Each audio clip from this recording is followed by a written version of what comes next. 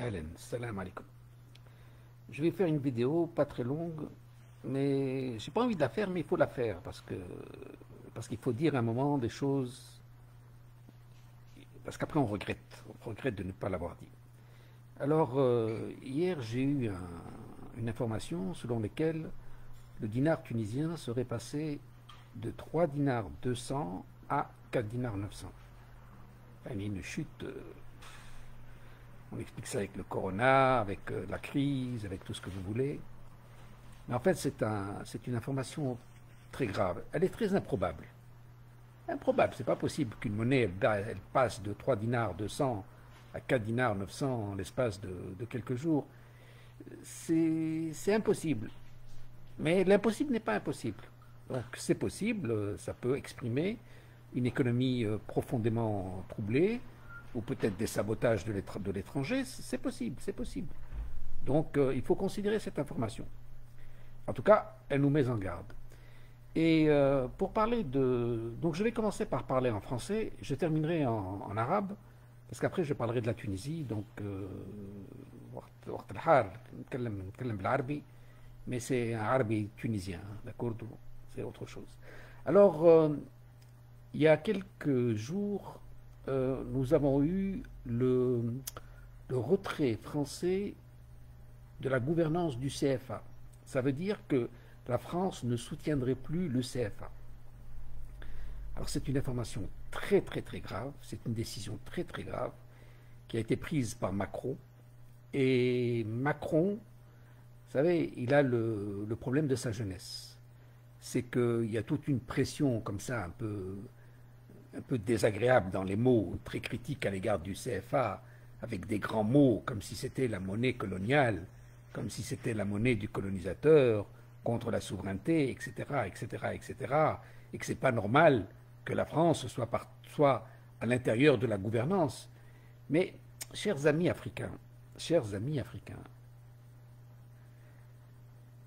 la participation de la France, elle garantit cette monnaie. Ça veut dire que vous, quand vous allez avec du CFA à Paris, vous avez une monnaie qui est assurée, qui est garantie par la Banque de France. Nous, Tunisiens, on n'a pas ça.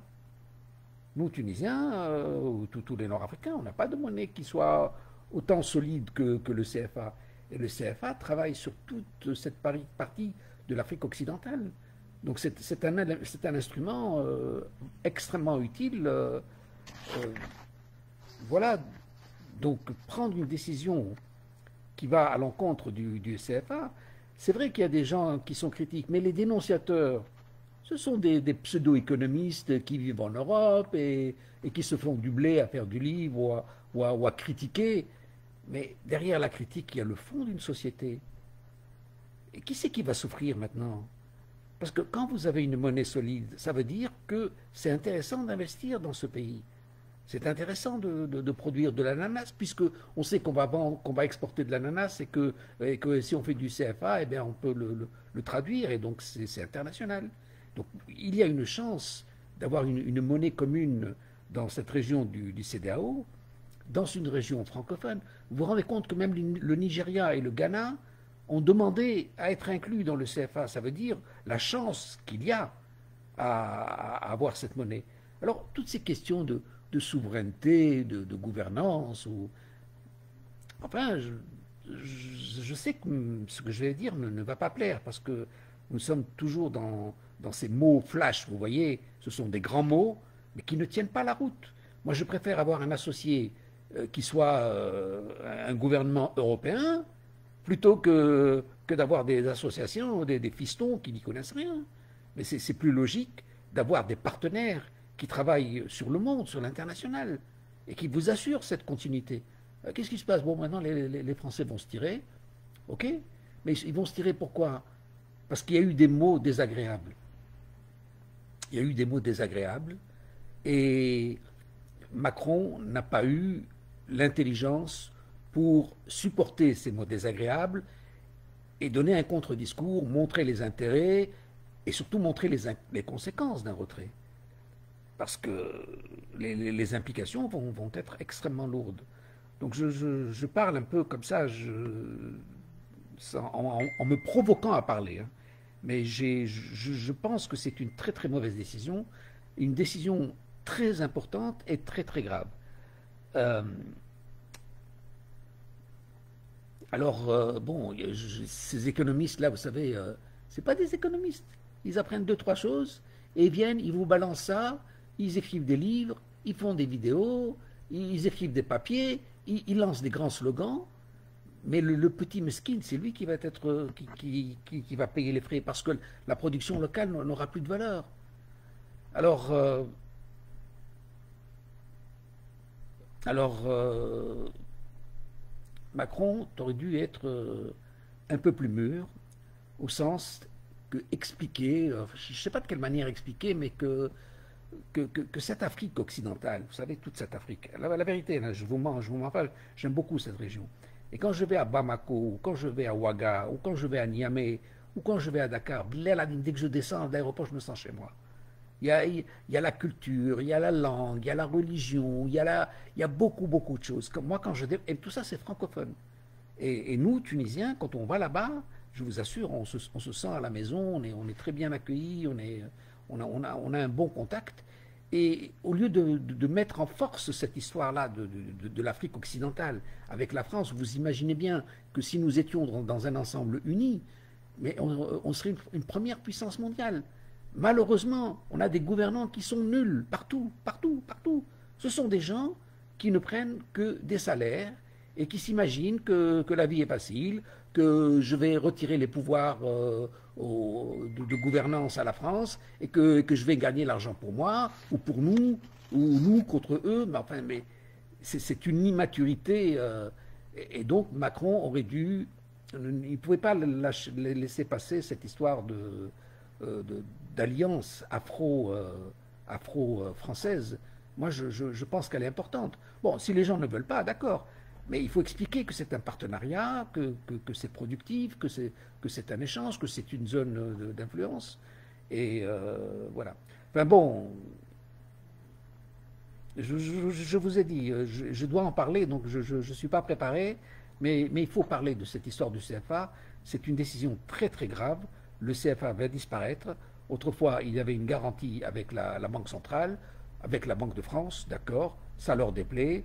Zama Zama, c'est une atteinte à la souveraineté nationale, comme si c'était la monnaie du colonisateur, comme si la colonisation n'est pas partie. Et Brabbi, vous avez la gouvernance, qu'est-ce que vous faites avec la gouvernance, vous, pour le moment? Vous avez tout en main, qu'est-ce que vous faites? Le pays s'appauvrit. Et ensuite, on met, à cause du CFA, les histoires de boat people, de migration, de pauvreté, d'exploitation, etc. Mais enfin, vous mélangez tout. Vous mélangez tout. Voilà. Donc, c'est une nouvelle qui m'a beaucoup peiné. Euh, et au lieu d'avoir une monnaie garantie par une puissance mondiale, même si vous pouvez critiquer la France, mais c'est une puissance mondiale. C'est vrai, elle n'est pas la première, elle n'est pas la deuxième, elle est peut-être la cinquième ou la sixième ou la septième puissance mondiale. Mais c'est une puissance mondiale. Donc il vaut mieux avoir pour partenariat une puissance mondiale que d'avoir une monnaie de singe inconvertible, du papier, vous savez, on imprime et on a de l'argent local, mais ça veut dire que ça déprécie la valeur de la production locale. Et voilà, donc c'est une décision très très grave. Je ne sais pas ce que je dois vous dire. Et toutes ces paroles qui sont anti-France pour le moment, hein, et c'est vraiment une grosse vague qui est partie d'Algérie, qui est partie de toutes les autres régions, qui s'est développée partout en France, en Afrique. Et Emmanuel Macron, au lieu de prendre les choses avec intelligence en se disant oui, nous allons perdre, mais vous aussi, vous aurez à perdre. C'est vrai que la France peut se replier sur la France, sur l'euro, oui. Elle redeviendra une puissance moyenne, oui. Fini les grandeurs, fini, oui, d'accord, c'est possible. Mais bon, vous aussi, pays africains, au lieu d'avoir un mieux-être, ben, il y aura la pauvreté, migration, etc., etc., etc. Et il n'y a plus de ressources aujourd'hui en Afrique. C'est-à-dire qu'on peut se passer des ressources de l'Afrique. Ne vous trompez pas de discours. Dans les années 60, on avait besoin de matières premières qui se trouvaient en Afrique avec des cours pas très élevés. Aujourd'hui, ce n'est plus le cas. Hein. Vous savez, le cuivre, on n'en a plus besoin puisqu'on récupère. Dans nos récupérations et dans beaucoup de choses, hein. Donc la tendance aujourd'hui du monde, c'est de se replier sur soi et les pays ont suffisamment de ressources pour compter sur leurs propres moyens. Donc l'Afrique, on peut s'en passer, hein. Donc couper ce partenariat, je trouve ça dommage. Et donc je voulais faire un lien avec la Tunisie. Pourquoi?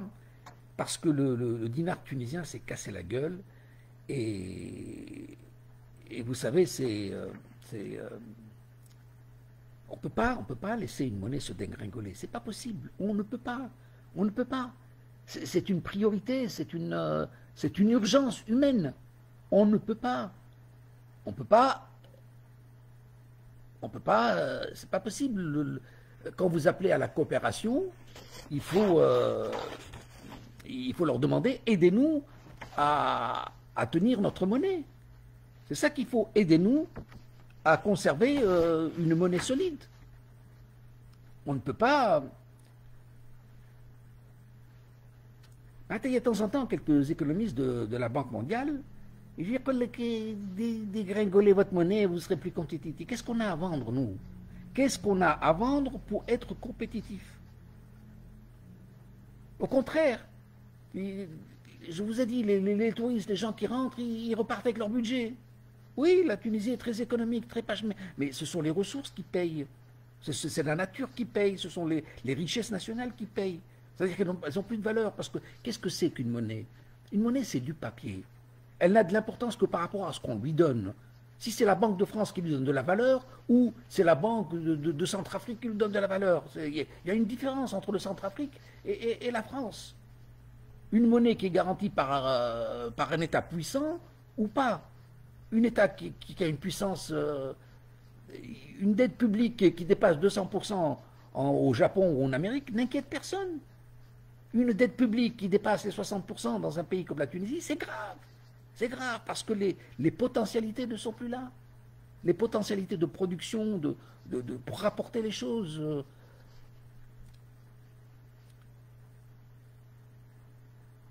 Et donc si on laisse se dévaluer ces choses-là, les prix locaux n'auront plus de valeur, n'auront plus de sens. Parce que le dinar tunisien, il passe de 2 dinars 200, pas plus. Il faut que le gouvernement tienne. Et il faut que la coopération internationale nous aide à maintenir une monnaie 2 dinars 500 maximum. 3 dinars 200, c'est beaucoup, c'est énorme. Hypothèse de 4 dinars 900, mais ça va être désastreux. Désastreux pour la production locale. On va vendre le pays à ce prix-là. Et c'est déjà le cas. Hein. C'est déjà le cas. C'est déjà le cas. ونخلي تو نقول لكم بالرجوليه الزمجري هذوما عاملين روحهم يحبوا بلادهم لكن هم قاعدين يفسدوا في بلادهم يا ناس. تو تجي تقول له بربي شارك 100 يورو في باسبور تبى تبيع الحاكم فلس ويبدل لك باسبور كل 5 سنين. قداش عنده مصروف حتى هو في بلجيكا ولا في فرنسا لازم يكون مدخول. طالب عليه مع 60 يورو ولا 80 يورو ولا 10 يورو. توا عاملين هبله، عاملين مظاهرات وما عادش باش نمشيو لتونس. ويني وطنيتكم يا ناس؟ ويني؟ وبالزايد الناس هذما الناس يشريو كعباد زيتون، يشريو كعباد زيتون. تعرف شنو الزيتون؟ الزيتون سي لا برودكسيون. احنا عندنا في بلادنا في الجنوب يعني شجره عندها تيتر دو بروبريتي، يبيع لك شجره نتاع 8 ملايين. اش معناتها؟ معناتها 3000 يورو هكا.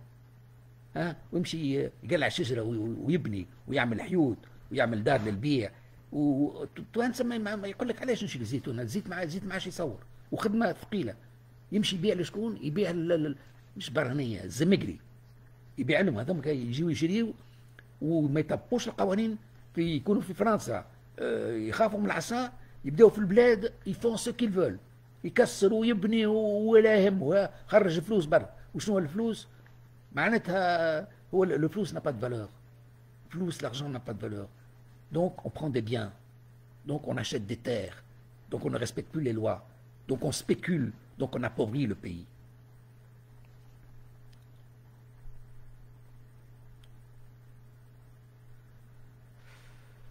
تعرف je sais pas dans les constitutions on dit que l'argent c'est ما تنجمش تزور الفلوس حاجه تقتل الدوله بالحكايات هذه و معناتها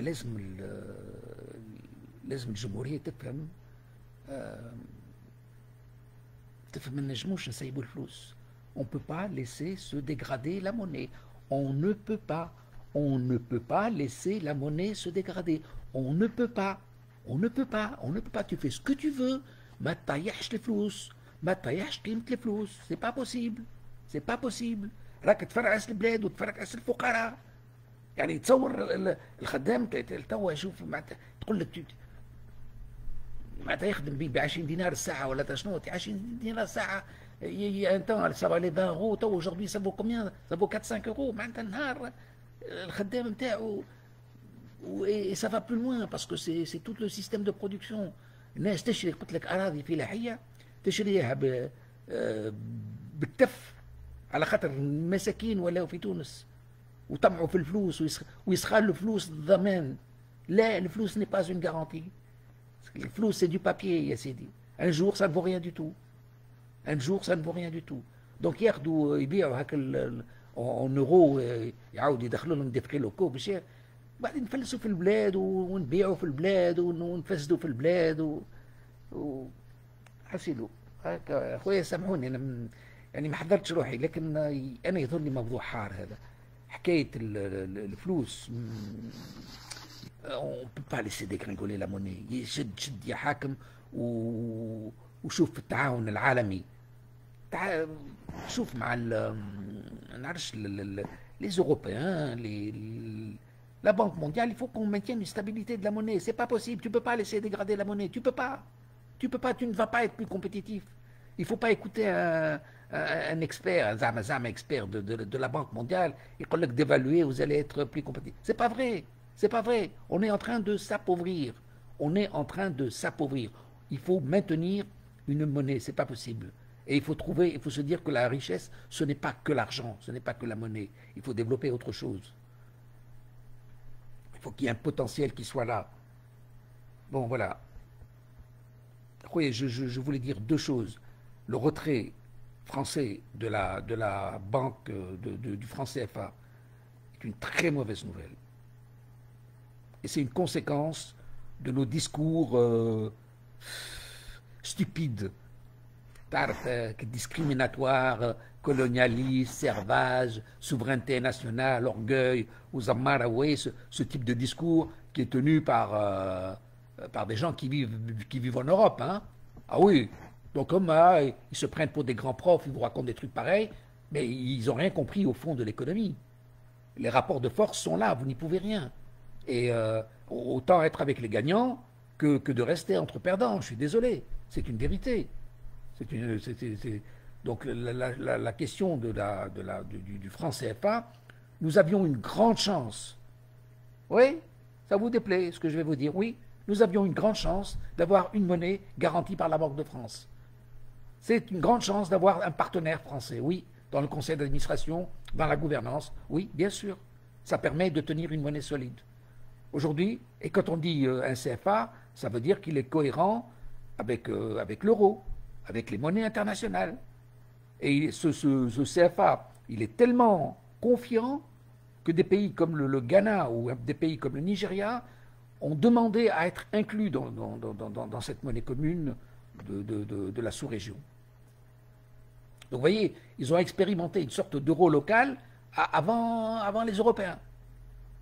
Et ça a été fait avec l'autorité française, et on va gâcher tout ça pour des paroles excessives et des économistes je ne vais pas dire de grossièreté, qui dénoncent, et à partir de la dénonciation, ils font des décisions. Non, non, ça ne va pas. Non, ça ne va pas ça. Donc, et Macron aussi, quand même, hein, tu aurais pu être un peu plus mûr, tu laisses passer l'orage et tu remets, tu les laisses réfléchir. Tu ne fais pas du buntu, non. Yani buntu, là, Non, non, c'est pas bien, ça c'est pas bien. Ton attitude n'est pas bien, monsieur Macron, c'est pas bien. Au contraire, comme un enfant qui t'agresse, tu le prends, tu le récupères, et après tu lui donnes un bisou. Mais honnêtement, c'est toi qui es plus puissant. Il y a des gens qui disent des bêtises, il faut les ramener à leurs contradictions.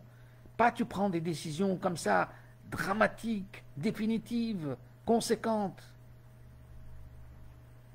Et qu'est-ce qu'on va voir à l'avenir? Une monnaie locale qui ne tiendra plus. Du papier. Du papier. Donc, ce que je voulais parler, c'est tout, surtout par rapport à cette, à cette monnaie du CFA. On va se retrouver avec n'importe quoi. Et je voulais enchaîner sur la Tunisie, où la monnaie n'aura plus aucune valeur, et on ouvre la porte à toutes les spéculations. On va vendre nos ressources de production. Les ressources de production. Ça a déjà commencé. Ça a déjà commencé. Ça a déjà commencé. Allez voir ce qui se passe à Djerba, des maisons horribles, construites sur des terrains agricoles, qui sont inhabités, qui ne payent pas de taxes. Et il n'y a aucune personne qui est capable de venir faire un constat. Tout est à vendre. J'achète, je vends. Attends, on est en train de faire de la spéculation sur de la terre, sur de la ressource de production. Il faut revenir à l'économie ancestrale, celle qui vous dit que la terre produit, elle produit votre alimentation. Un jour en Tunisie, on n'aura plus d'huile. Vous savez ça? Vous savez que c'est possible, ça? Un jour, on n'aura pas d'huile. Le pays de 10 millions d'oliviers, déjà, je ne sais plus s'ils sont encore 10 millions, hein. Mais dans les années 70, la Tunisie était connue comme le pays des 10 millions d'oliviers. Parce qu'un olivier, il met 20 ans pour mûrir. Donc vous le plantez, et vos enfants, ils ont de l'huile, ils ont quelque chose. Et là, les nouveaux, ils arrachent les oliviers, ils construisent, ils mettent des murs sur des terres agricoles, et c'est complètement aberrant. Complètement aberrant. Là, je suis en colère. Et plus je parle, et plus j'ai envie de parler. Et en fait, j'ai pas non plus trop envie de vous embêter, parce que il y a des choses concrètes que j'ai envie de dire. C'est le CFA, c'est une très mauvaise décision, il faut le savoir. Le rêve d'Union africaine, il est parti. De coopération avec la France, il est parti.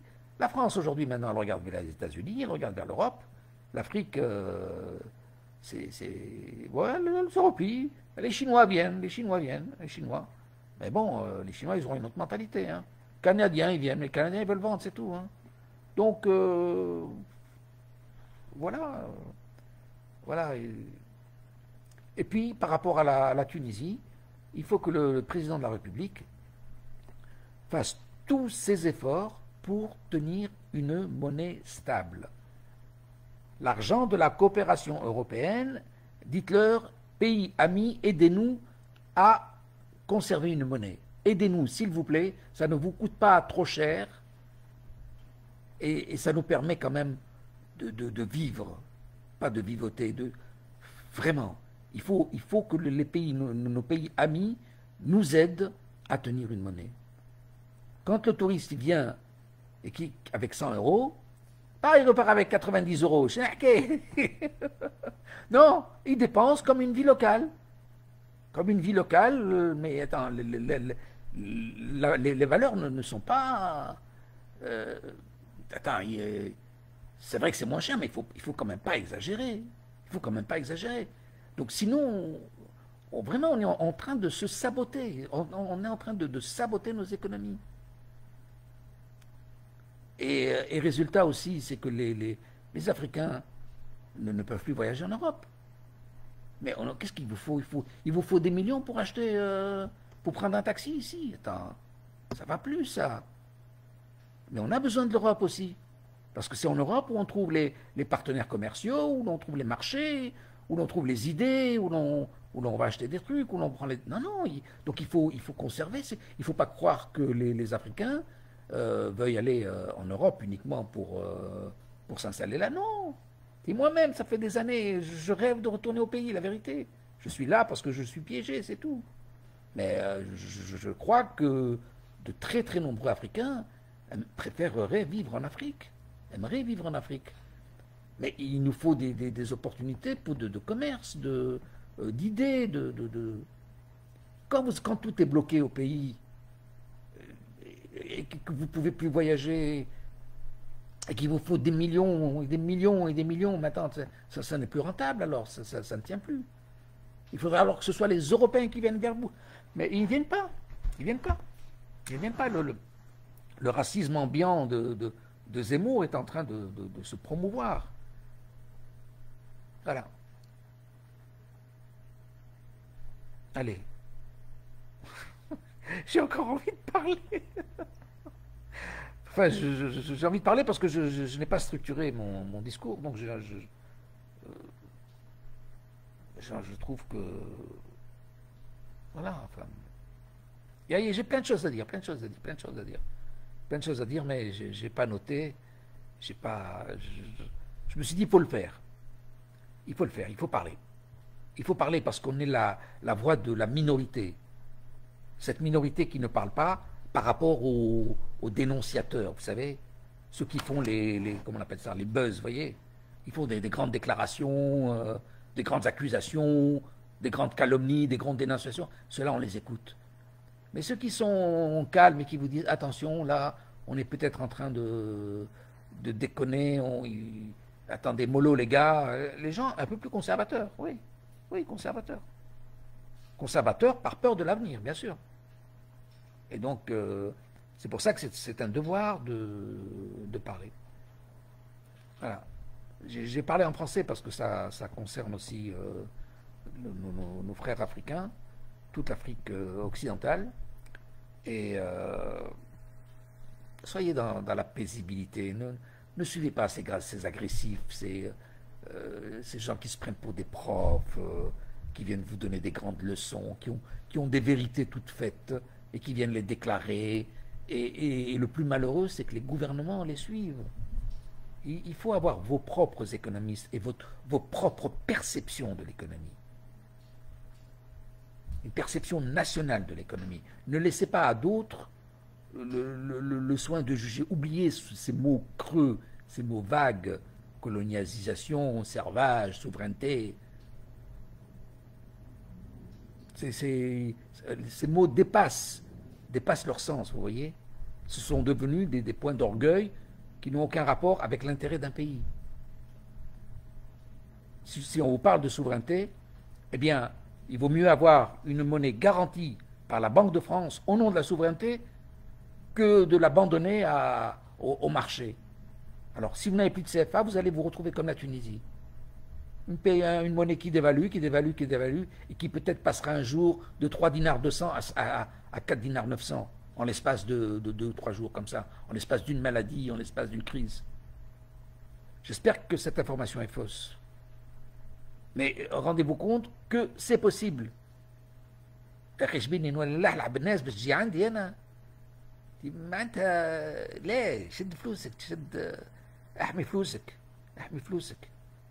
احمي قيمة فلوسك وخاف على بلادك، خاف على الأراضي الفلاحية متاعك، خاف على البيزاج متاعك، خاف على حاجتك، حافظ عليها. مش كان فلوس. طبق القوانين، فما قوانين، علاش عاملين من القوانين باش نخالفوهم؟ بون، ايوه، السلام عليكم.